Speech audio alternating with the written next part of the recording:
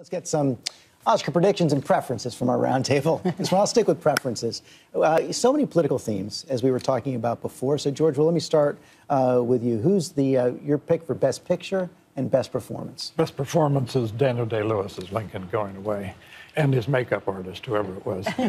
Best Picture, I think, for three reasons, would be Zero Dark 30. First, it's challenged to make a suspense movie when everyone knows the outcome, which they did. Second, it's a genuine contribution to public education about the hard choices that created a real debate, that's for sure. It did start a useful debate. But third, a sufficient reason for voting for it is a rebuke to Senators Levin, Feinstein, and McCain, who have enough to do without being movie critics and falsely accusing that movie of taking a stand on torture it does not take. Lincoln, a year we celebrate the 150th anniversary of the Emancipation Proclamation, the 50th anniversary of the March on Washington. It was an emotional movie. It was a masterpiece. Daniel Day-Lewis deserved an Oscar. Him too, okay.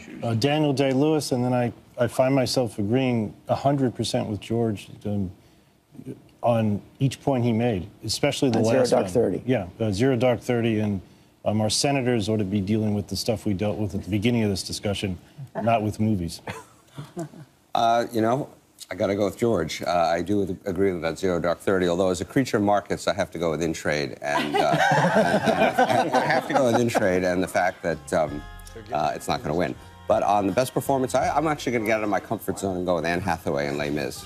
That was something, yeah, that was a very raw performance. It seems almost certain she's going to win on the Best Supporting Actress. Well, George and Steve and I could be movie buddies because I'm also going for Zero Dark 30. I would add to the points, too. It was actually just a great moment of sort of American triumph, too. It really got you excited to go and see it.